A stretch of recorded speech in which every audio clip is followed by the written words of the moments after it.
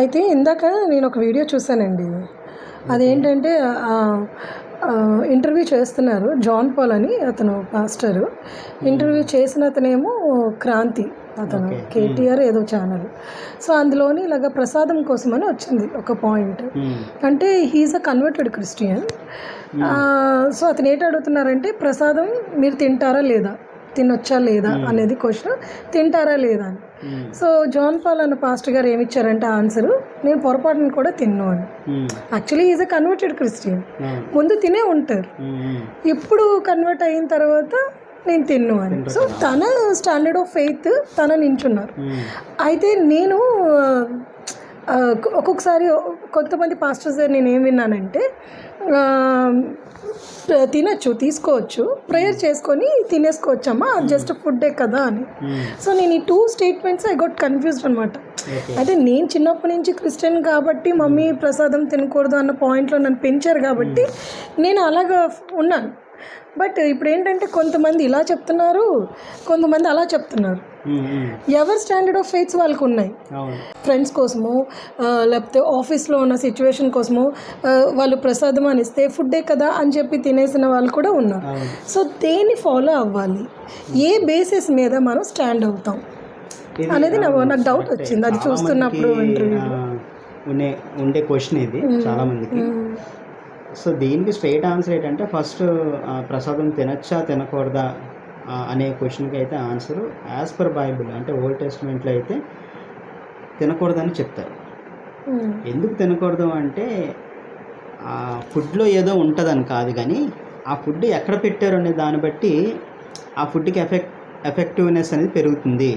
ఎందుకంటే విగ్రహంకి అర్పించింది ఏది కూడా తినకూడదు. ఎందుకు తినకూడదు అంటే, విగ్రహంని నువ్వు పూజించడమే తప్పు.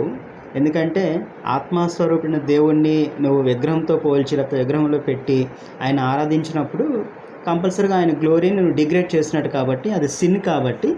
సో అక్కడ పెట్టింది ఏదైనా సరే అది తినకూడదు. అంటే ఐడియల్ వర్షిప్ చేయొద్దు అని దేవుడు మనకి చెప్పారు కాబట్టి దాని బేసిస్ మీద అక్కడ పెట్టే ఫుడ్ ఏది కూడా మనం తినకూడదు, అంతే కదా. మరి ప్రేయర్ చేసుకొని తినొచ్చు అనేసి అన్న పాయింట్ ఏమిటైతే అదే. అంటే న్యూ టెస్ట్మెంట్కి వచ్చినప్పటికి ఏంటంటే పౌలు దీన్ని కొరింథియన్స్లో ఎక్స్ప్లెయిన్ చేస్తాడు.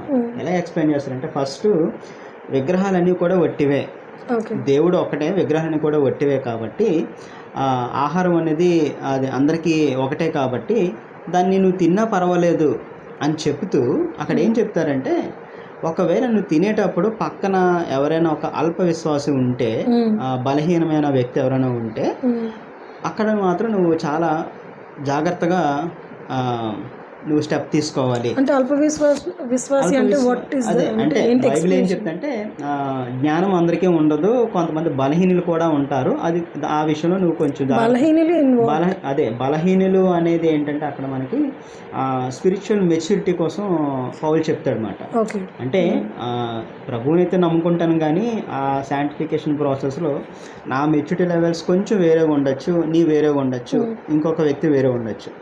సో అటువంటప్పుడు నా పక్కన ఎవరైతే ఉన్నారో వాళ్ళని ఉద్దేశించి కూడా నేను స్టెప్ తీసుకోవాలి. ఆ టైంలో నేను నో చెప్పాలి. ఎందుకంటే ఒక నిజంగా స్పిరిచువల్ మెచ్యూరిటీలో కొంచెం తక్కువ ఉన్న వ్యక్తి నన్ను ఫాలో అయితే తప్పకుండా దాని యొక్క ఎఫెక్ట్ తన మీద పడుతుంది. నిజంగా అది అభ్యంతరకరం అని చెప్పి బైబిల్ చెప్తుంది. అంటే మీరు ప్రసాదం తీసుకోవడం వల్ల మీ పక్కన ఎవరైనా అలాగా స్పిరిచువల్గా మెచ్యూరిటీ కొంచెం స్టాండర్డ్ ఆఫ్ ఫెయిత్స్ తక్కువ ఉంటే వాళ్ళు కూడా ఆ పాయింట్ని లైట్గా తీసుకుంటారు అనేది మీరు చెప్తున్నారు. ఎందుకంటే నా మెచ్యూరిటీ ఏంటి, ఇట్స్ ఏ ఫుడ్ అంటాను నేను.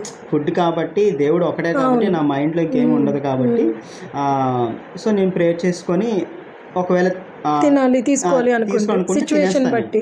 సో అవతల వ్యక్తి చూసినప్పుడు కూడా పర్వాలేదులే ప్రసాదం మనం తినొచ్చులే అని కావాలని ప్రసాదాలు అడిగి తెప్పించుకొని తిన్నాడు అనుకో, సో కంపల్సరీగా ఎఫెక్ట్ పడుతుంది లైట్ తీసుకోవడం వల్ల అది మాట. ఎందుకంటే ఒకవేళ ఇదే ప్రసాదం యేసుక్రీస్తు ప్రభు విగ్రహం దగ్గర పెట్టి ఇచ్చినా సరే నేను తిన్నాను, ఎందుకంటే అది విగ్రహారాధనకి అర్పించిన ఫుడ్డే కాబట్టి. అంటే జనరల్గా చెప్పాలంటే మనం తినకూడదనే చెప్తాం, అంతే కదా.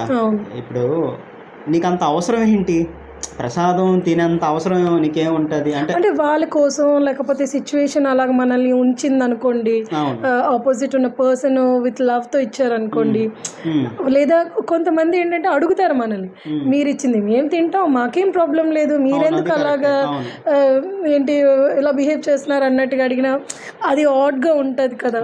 ఇవన్నీ మిస్ చేసుకోవడం కోసమైనా, రిలేషన్ నిలబెట్టుకోవడం కోసమైనా, మనకున్న స్టాండర్డ్ ఆఫ్ ఫెయిత్ వల్ల నిజంగా ప్రేయర్ చేసుకొని తినడము, వాళ్ళ మీద ప్రేమ కొద్ది తినడము చేస్తాం. అంతే కదా. అంటే అవసరం ఏంటి అంటే అదే నువ్వు అనేది కరెక్టే. నిజంగా అవతల వ్యక్తి విషయంలో నీకు అంత బర్డెన్ ఉంది అంటే దేవుని పరిచయం చేయాలి, లేకపోతే యేసుక్రీస్తు యొక్క ప్రేమని ఆ వ్యక్తికి చెప్పాలి, నిజంగా అంత ఆలోచన ఉంటే అక్కడ నువ్వు స్టాండ్ తీసుకుంటే పర్వాలేదు. ఏంటి ఫస్ట్ సున్నితంగా చెప్తావు, నేను తినండి ఎందుకంటే మీకు తెలుసు కదా అని నువ్వు సున్నితంగా చెప్పినప్పుడు కొంత అర్థం చేసుకొని ఓకేనండి అని వెళ్ళిపోతారు. కొంతమంది మాత్రం ఇలాగా మీరు క్రిస్మస్కి కేక్ ఇస్తే తింటారు అనిస్తారు. అప్పుడు కూడా మనం అడగచ్చు ఏంటంటే నిజంగా మీరు కూడా కేక్ ఇవ్వండి, మేము కేకులు కానీ మేము చేసిన ఏవి కూడా యేసుక్రీస్తు ఫోటోకో దేనికో అర్పించి మీకు ఇవ్వట్లేదు, అది కూడా ఒక స్వీట్ లాగా ఇస్తున్నాం, మీరు ఒక స్వీట్ అనుకొని ఇస్తే మేము కూడా చాలా మర్యాదగా తీసుకుంటాము, ప్రేమగా తీసుకుంటాం, మీరు ఏం ఇచ్చినా మేము తింటాము. మీరు ఎప్పుడైతే ప్రసాదం అని అంటున్నారో సో ఆ ప్రసాదం వెనకాతలో ఉన్న ఐడియాలజీ వేరు కాబట్టి అక్కడ మేము తీసుకోమంటున్నాం, అంతే తప్ప ఏదో మతానికి మేము విరుద్ధం కాదు, మీకేమీ విరుద్ధం కాదు అని మనం సున్నితంగా చెప్పాలి. చెప్పే అంత ఛాన్స్ ఎంతవరకు ఉంటో అంతవరకు మనం చెప్తూనే ఉండాలన్నమాట.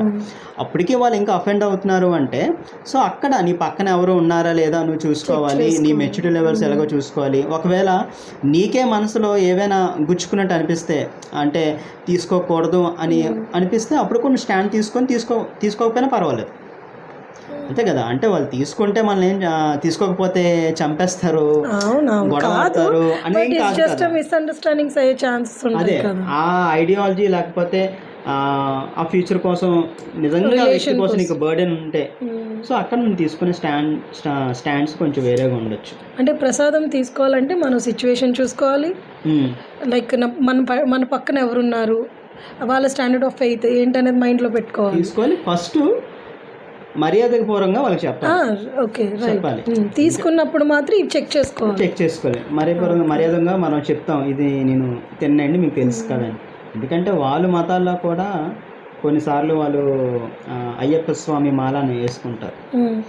సో అటువంటప్పుడు కూడా ఆ మాల ఎవరైతే వేసుకుంటారో మిగతా వాళ్ళు ఏవైనా ఇస్తే ఆ 40 days కూడా చాలా నిష్టగా ఉంటారు, వాళ్ళు కూడా తీసుకోరు.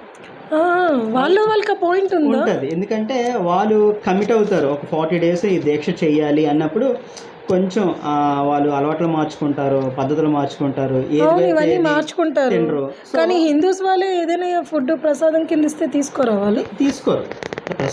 ప్రసాదం తీసుకుంటారు, కొన్ని విషయాల్లో కొన్ని తీసుకోరు.